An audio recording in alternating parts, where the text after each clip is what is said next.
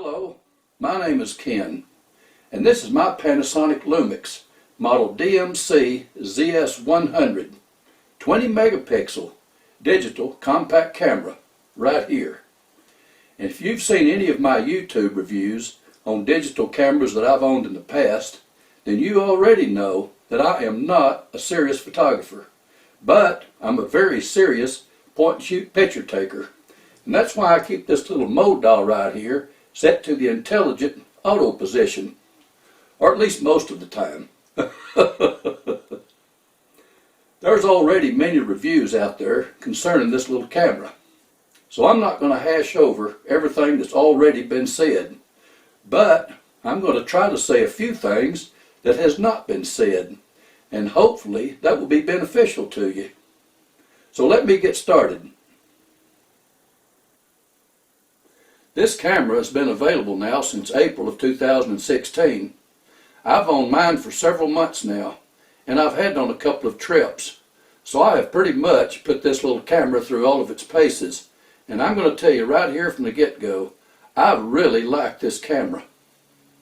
Panasonic is a Japanese manufacturer, well known for their good products. But this Panasonic is actually manufactured in China. Now, I read somewhere on the internet, and you know the internet, it's also very well known for its spot-on accuracy. But I read somewhere on the internet that Panasonic has a team of their own quality control inspectors who work at the Chinese factories to ensure that the products manufactured there meet Panasonic quality. Now, I don't know if that's true or not, but I sure hope it's true.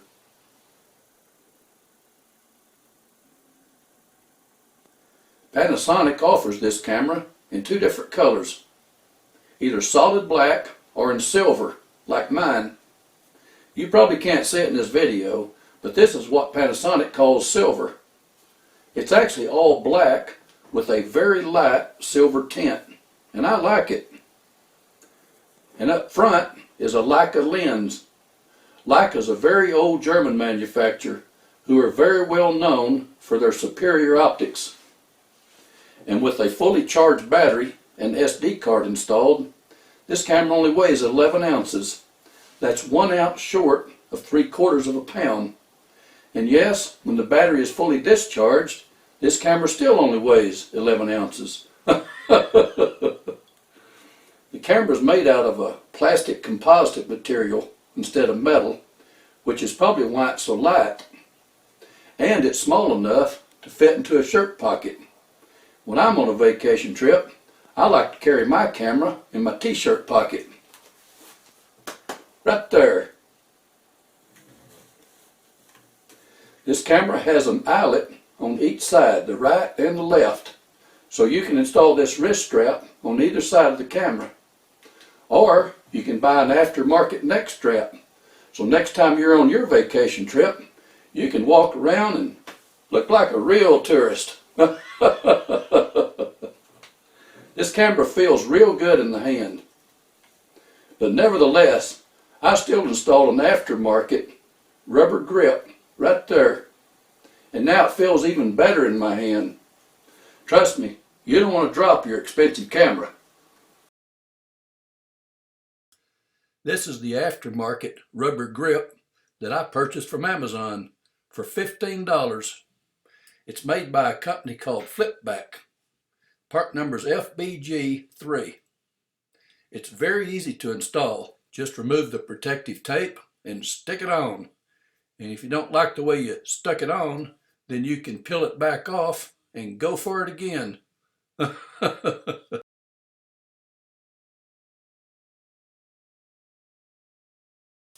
You know, after I purchased my new camera, I got to thinking about this accidentally dropping my expensive camera stuff. I'm not worried about myself so much as I am that other tourist who I ask, would you please take our picture? And the whole time, while I'm doing my very best to smile for the photo, I'm watching them fumbling around with my expensive camera. So, what I did for $57, I purchased myself a 4-year accidental protection plan through Amazon from a company in Texas called SmartGuard. I hope I never, ever have to use this insurance. But if I ever accidentally damage my camera for any reason, SmartGuard will either repair it or replace it up to its full value. And I like that. It gives me some peace of mind. Okay, and now I'm going to mention some things about the battery.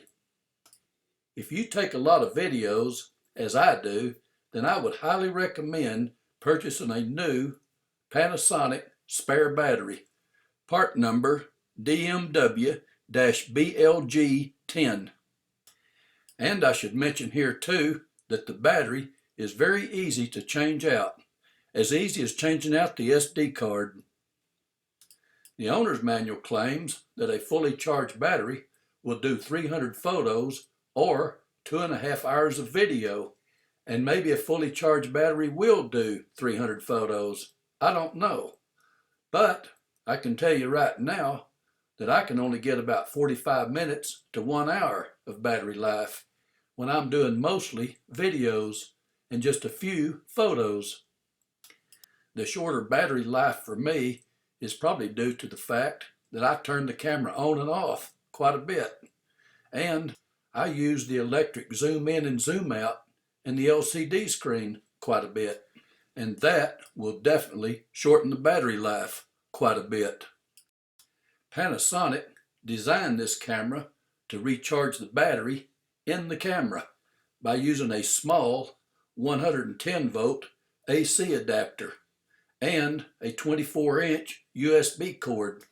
Both of these items are furnished with the camera. The lithium-ion battery does not have to be totally discharged before recharging. It can be recharged at any time. It takes 3 hours and 10 minutes to recharge a dead battery when using the 110 volt AC adapter.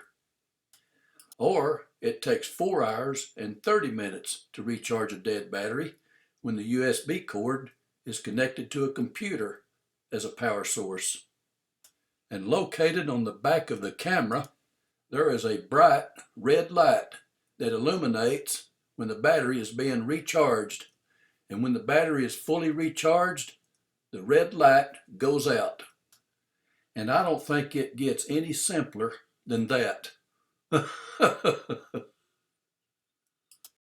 And for $10, I purchased this Aftermarket Wasabi battery charger from Amazon. And just like the 110 volt AC adapter that comes with the camera, this Wasabi battery charger also takes 3 hours and 10 minutes to recharge a dead battery. And it comes with a couple of extra adapters, a 220 volt adapter for Europe and a 12 volt adapter for an automobile. So if you're going to be doing a lot of videos and using a spare battery like I do, then I would highly recommend purchasing an aftermarket battery charger. A secure digital SD card does not come with the camera, and the camera does not have any internal memory. And for recording 4K video, the owner's manual states that the SD memory card must be at least a UHS Ultra High Speed Class 3 memory card, and that's indicated by the number 3 inside the small horseshoe that's printed right on the memory card. The owner's manual states that this camera records 4K video at 100 megabytes per second. But unless I'm missing something, the owner's manual does not state that the memory card must be rated at 100 megabytes per second. So I purchased from Amazon these SanDisk UHS Speed Class 3 memory cards that are rated at 90 megabytes per second, and they work just fine.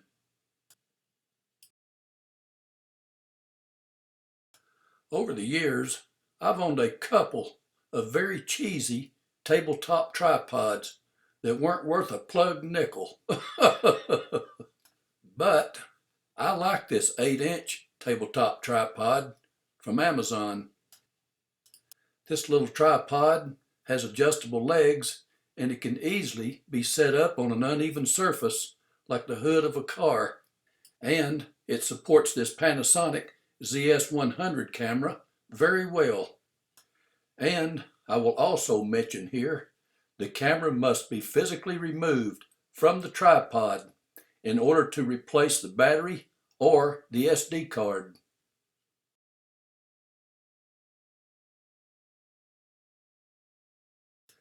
Okay, and now more about the camera. I like the way this camera turns on and off. Most cameras use an on-off button, but this camera uses an on-off lever switch located right there next to the mode dial. I can easily turn the camera on by pushing the lever forward with my right thumb, and I can easily turn the camera off by pushing the lever back with my right index finger. And it's my opinion that the on and off lever switch has a good detent and a good feel to it. And the zoom in and zoom out lever is located right there forward of the shutter button. And that small recessed button to the far right with the red dot in the center of it is the button that starts and stops a video recording. And located to the right of the mode dial is a rear thumb dial. And depending on what mode the camera is set in, this rear thumb dial is used to readjust various camera settings. Things like aperture settings, shutter speeds, ISO sensitivities, exposures, etc., etc. I normally leave the mode dial on my camera set to the intelligent auto position, just like it shows in this picture. And even though this camera automatically sets up all the correct settings for me, sometimes and on some occasions I do use that rear thumb wheel for readjusting the exposure lightness or darkness before I take a photo or before I start a video recording. And since I do mostly videos, here's a feature that I really like about Panasonic cameras. And that's those 12 holes over those two stereo microphones. Most all other digital cameras use one single hole over their stereo microphones. And it's my own personal opinion that a single hole over those microphones allows for too much wind noise. Even the slightest breeze sounds like a hurricane in the video and audio recordings, but Panasonic has drastically reduced the wind noise by putting multiple holes over those microphones, and I like that. And now I'm going to share with you my Texas Country Boys engineering solution to too much wind noise in the video recordings. So listen up, because I do this myself, and it really works. The next time you're videoing in windy conditions, put some cellophane tape over those microphone holes. Now go ahead and laugh yourself silly, and laugh yourself until you cry. But I'm telling you, putting cellophane tape over the microphone holes on any digital camera will drastically reduce any wind noise in the video recordings, and it will do it without muffing or distorting any of the natural sounds, like human voices or dogs barking or whatever. And what I really like about this camera is the fact that wind noise in my video recordings has not been a big problem, as it has been with all the other digital cameras that I have owned in the past. And I like that.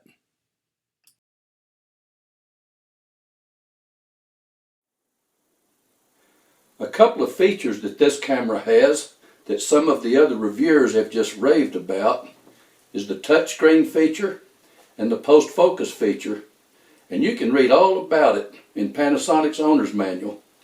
I have messed around with both of these features, and they're really cute, but I'm not into cute. I just want to take a good picture What the other reviewers probably didn't tell you is the fact that you can turn both of those features off, which is what I did, because I like to use the display and menu button and the cursor buttons to do what I want to do, just like I would with any other digital camera.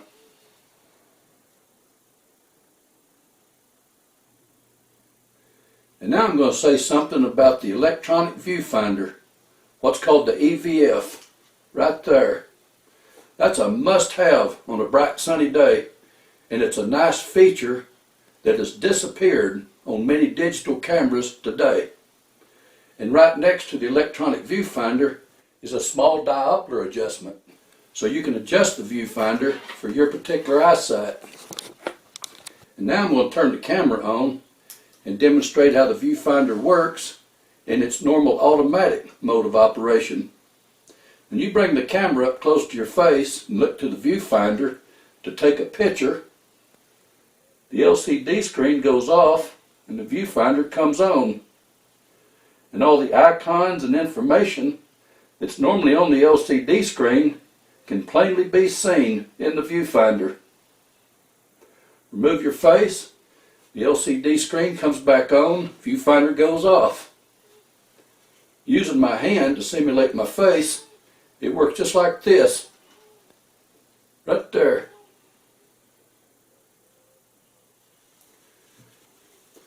I like this feature.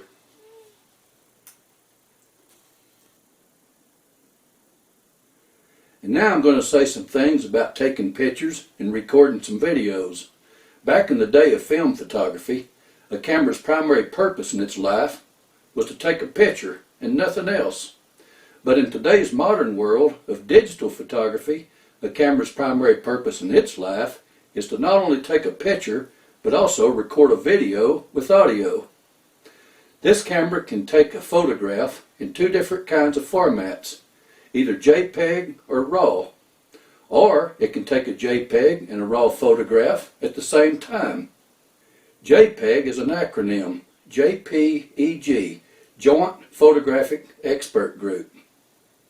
That simply means that this 1-inch light sensor takes in all the raw information, processes that information, and compresses it into a 9 megabyte quality photograph. And it's all done automatically in the camera. RAW, R-A-W, is not an acronym. That simply means that this 1-inch light sensor will take in all the raw information and yield a 24 megabyte quality photograph. Any processing or editing of that photograph is strictly up to you.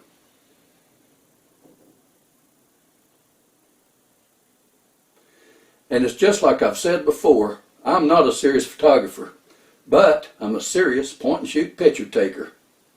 And at 9 megabytes in quality, this camera takes a very good JPEG photograph, and that's good enough for me. But if you want to tinker around some with raw photos, like I do sometimes, just for the fun of it, then you'll need an application for editing raw photographs. And if you don't have one already, then you can go to Panasonic's website, and you can download an application called SilkyPix. They have a free download for Mac computers, like mine, and they've got a free download for PC Windows computers. I downloaded the SilkyPix application, and I have found that it is fairly user-friendly for editing raw photographs. And hey, if an old knothead like me can figure it out, so can you.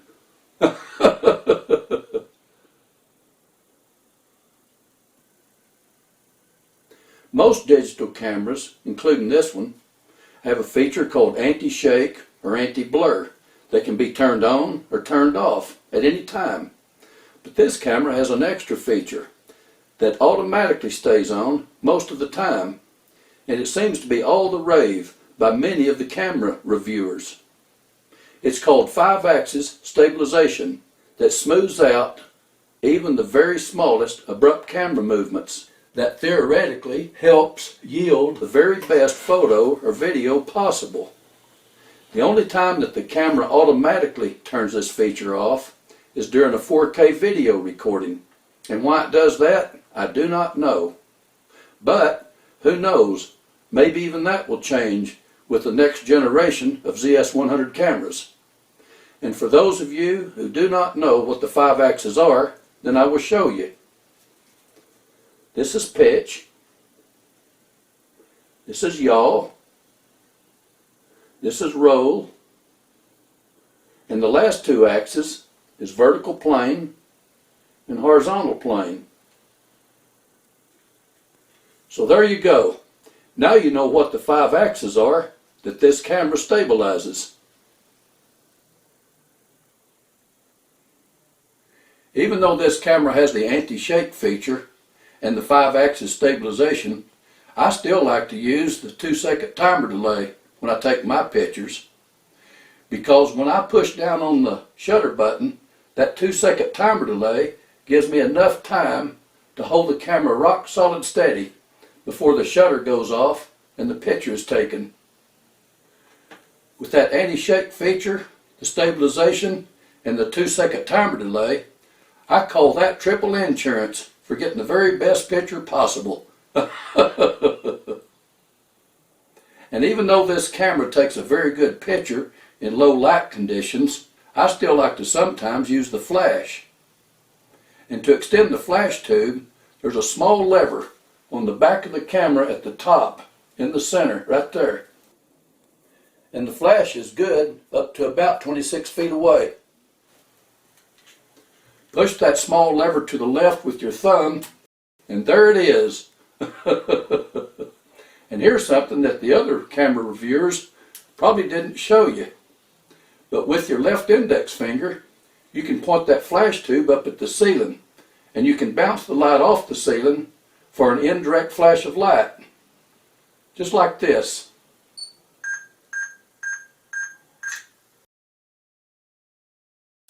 And here's the little camera that's been taking these videos.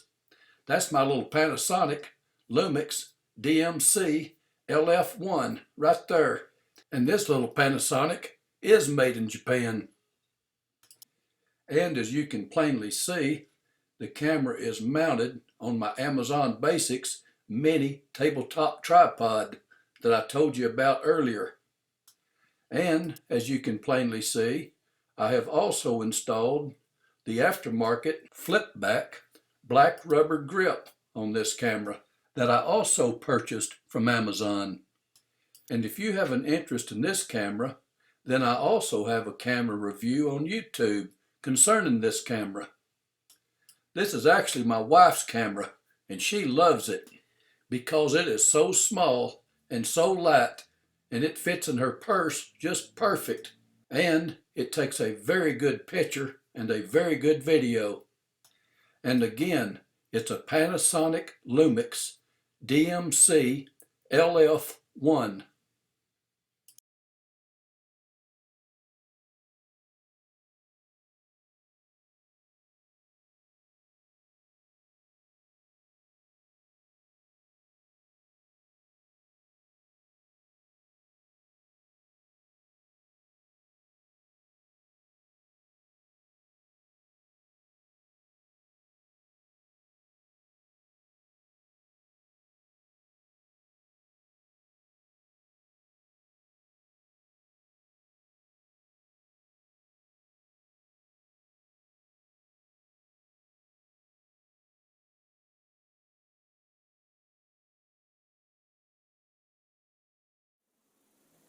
I will admit that I did not know anything at all whatsoever about 4K photos until I bought this camera. And now I can tell you a few things that I have learned about 4K photos. A 4K photo is simply a short or a long burst of 4K video in the MP4 format, only with no audio. And since this camera records at 30 frames per second, that means a 2-second burst of 4K photo will yield 60 pictures. On the back of the camera, in the upper right hand corner, is a small function button that sets the camera to take 4K photos. And then all you have to do is press the shutter button down for a 1 second or 2 second or even longer burst of 4K photos. And listen to this shutter really go to town, shooting 30 frames per second.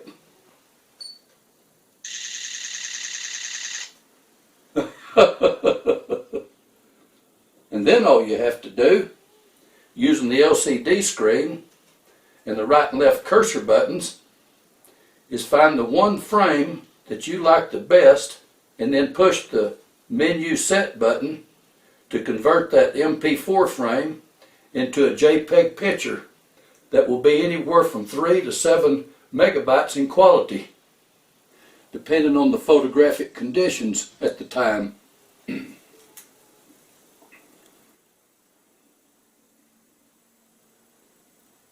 So there you go. That's all I know about 4K photography.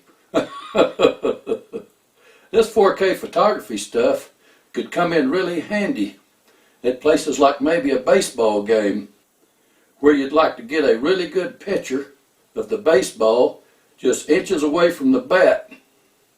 Or maybe at a family reunion, where you'd like to have a group photo with everybody's eyes open and with Grandpa's mouth shut.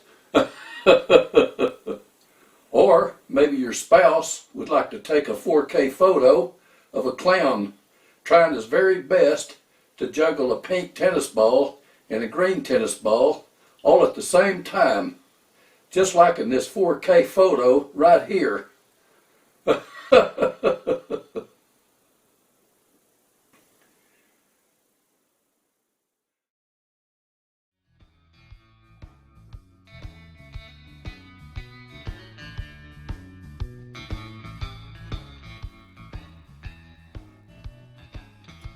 Okay, if you want to read any of this stuff about the various video capabilities that this camera has, then just click on your pause button and have at it. Because I'm going to move on now and talk about 4K videos.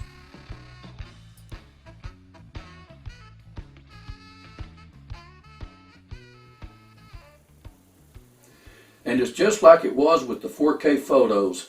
I will admit, I did not know anything at all whatsoever about 4K videos until I bought this camera. And now I can pass some of that information on to you. First of all, what's called 4K video is not 4,000 pixels wide. It's actually 3,840 pixels wide and 2,160 lines high. That's twice the resolution and quality than full high definition video at 1920 by 1080.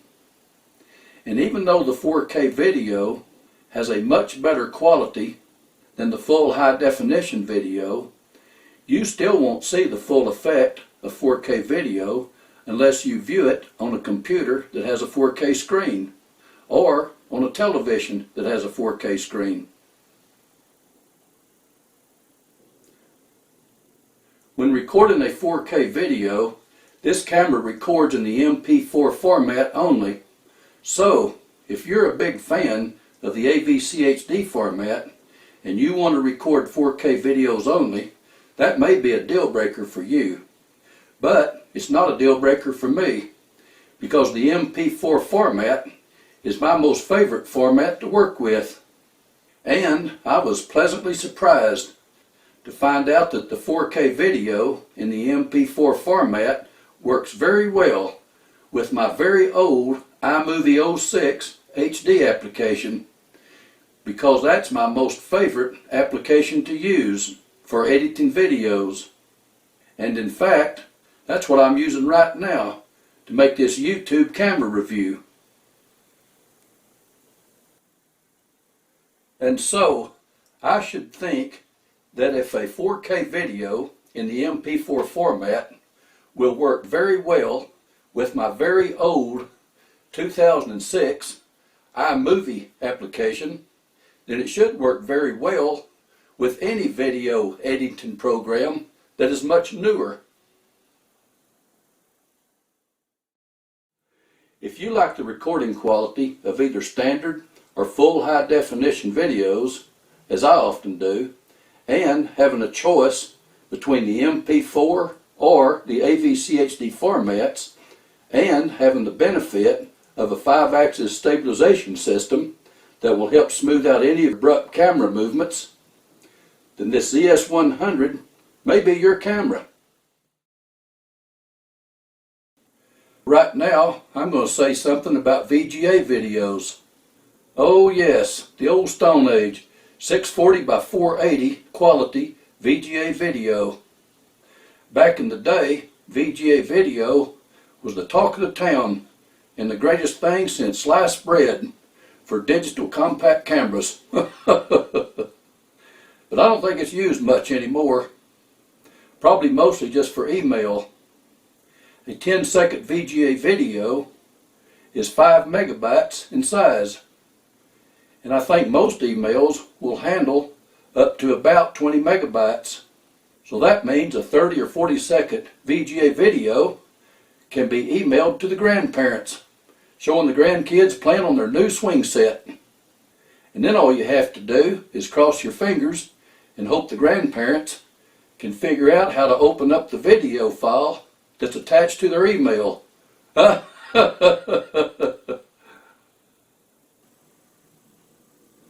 now I'm going to say a couple of things about videoing with this camera in general.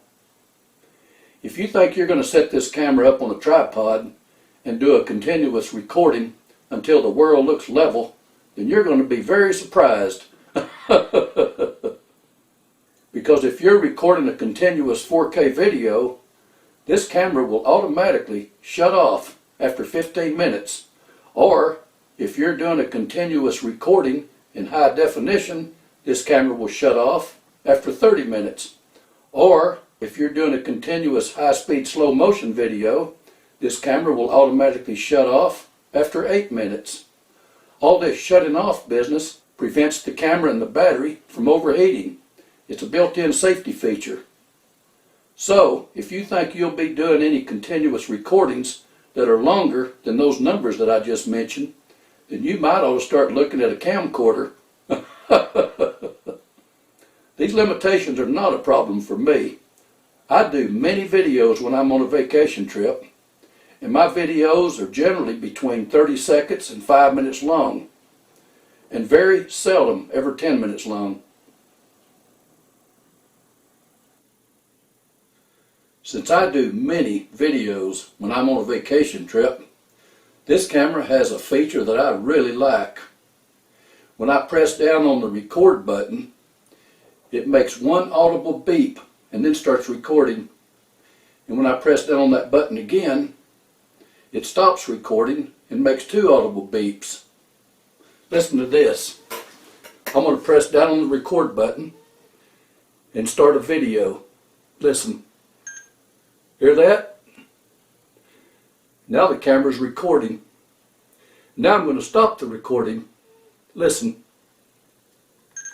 Hear that? I like that. Most all other digital cameras use only a small flashing light on the LCD screen that I cannot see when I'm out in the bright sunlight, but I can hear that audible beep. But if you're a fan of the small flashing light on the LCD screen, this camera has that too.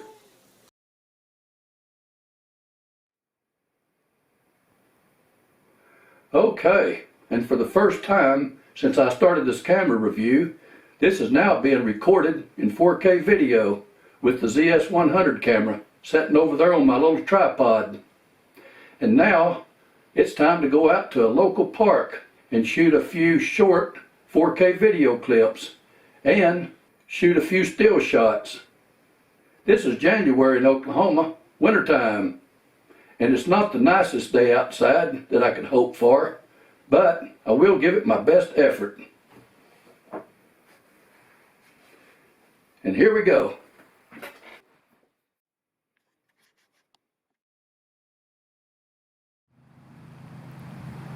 Okay, I'm out here at a local park, and this is being recorded in a very high resolution called 4K video. This 4K video is being recorded in the MP4 format at 100 megabytes per second and in stereo sound. Today I'm wearing my camouflage boonie hat and my sunglasses so you can't see how ugly I am. And I'm wearing my Norwegian Cruise Line windbreaker jacket just to give this video a little extra color.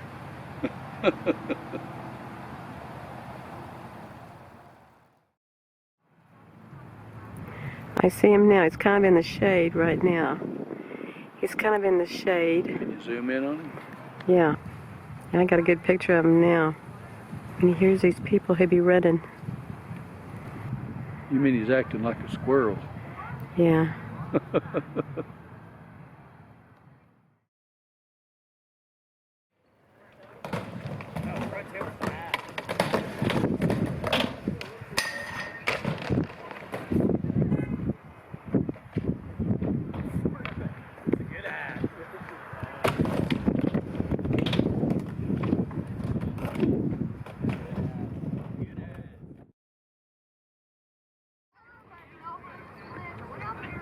Let's say those ducks, I'd say they're about 200 feet away from us. And there's more up there over here on the bottom underneath this fence. On this fence there, right over here, she's feeding them over here.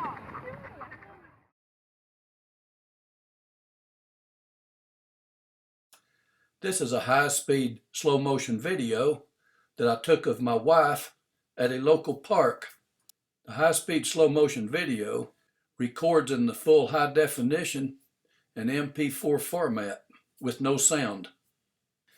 And it records at 120 frames per second.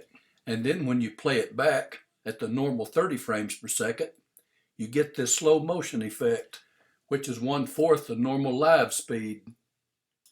I think the high-speed slow motion feature that this camera has could come in very useful at a fast action event, like maybe at a ball game or even an auto race, or maybe even a pretty lady on a swing set out at the local park. I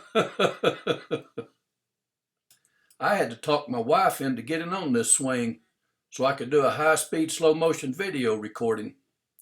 And then I had to talk her into getting off of it.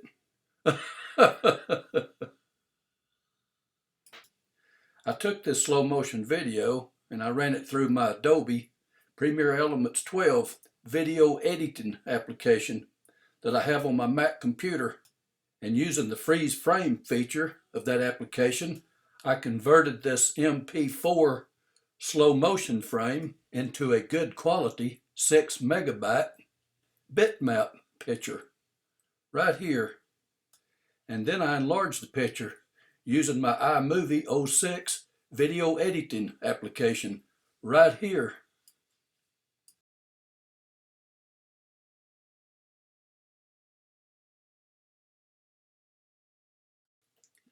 Sometimes when my wife and I are on a vacation trip and we're standing up there on top of a mountain and looking down into that big, beautiful valley, I like to set the mode dial on my camera to the Panorama setting and just take in all that wonderful scenery with just one Panorama photo shot.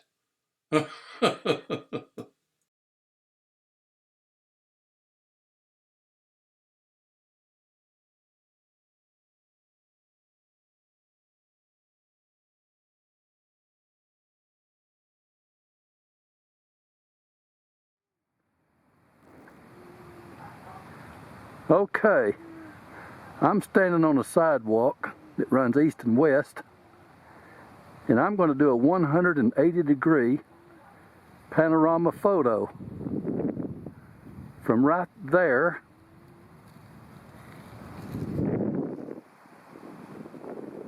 to right there. And this is what it looks like right here.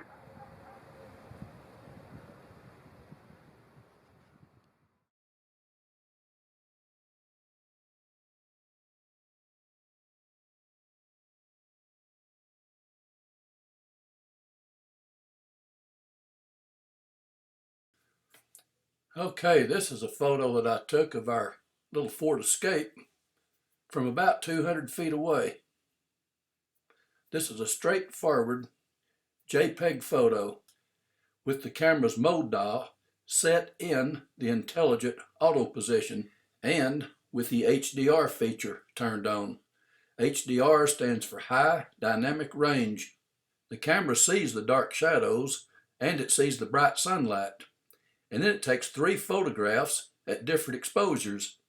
And then it combines all 3 photographs into one photograph, which theoretically yields the best photograph possible. This camera has several choices for the aspect ratio, but I like to use the 16:9 widescreen aspect ratio for my still photos. And for JPEG pictures, this camera yields a fairly high resolution, anywhere from 7 to 9 megabytes of resolution per photograph. And for a small compact camera, I think that's really good.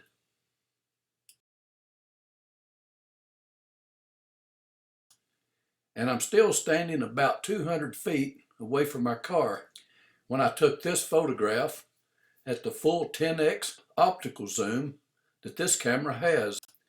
To save battery power, the zoom in or zoom out can be done manually by turning the control ring that's located around the front lens, just like old school, and I like that. This camera also has digital zoom, but I never use digital zoom. And this is that same photograph right here that I took from 200 feet away.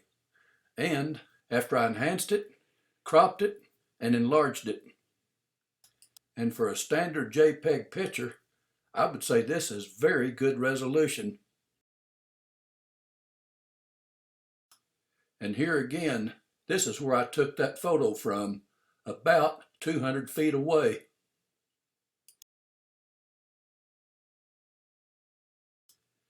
And here's yours truly, right here.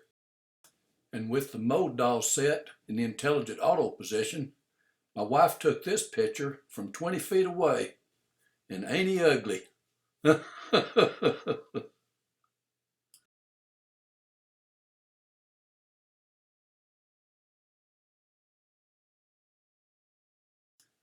And believe it or not, and I still don't believe it, this is a handheld night shot that I took of a 90% moon on a clear night right here in Oklahoma, USA.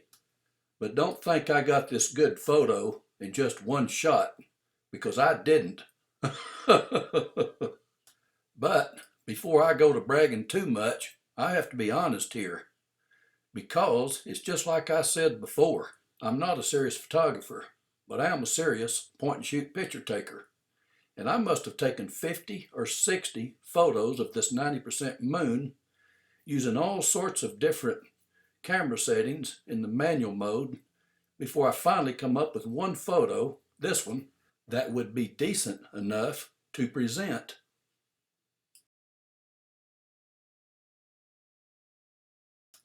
And for anyone out there who cares, these are the camera settings that I used. With the mode dial set to manual mode, the settings that I used was aperture f8.0, a focal length 91 millimeters, the shutter speed I set at 1/100th of a second, and the ISO sensitivity I set to 80.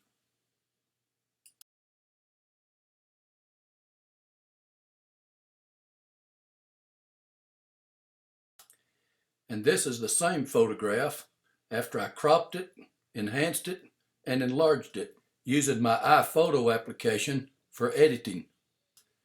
And notice that mountains and craters can easily be seen in the shadows on the moon. And just like I said before, believe it or not, this is a handheld night shot. I was not using a tripod. And I think this is a darn good photograph, considering this photo was taken with a compact camera that will fit in my shirt pocket. Maybe I'm totally wrong, but I don't think you could ever in 100 years get this good of a photo of the moon using a mobile phone. I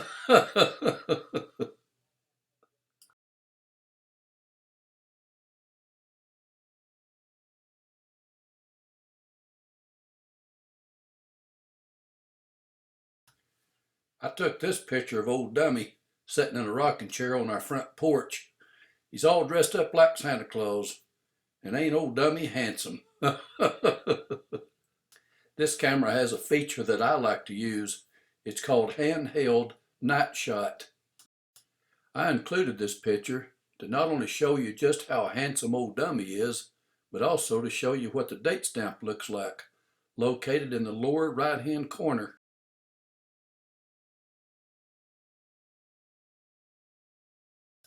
The time of day can also be included with the date. I took this picture at 9:12 p.m. on December the 2nd, 2016.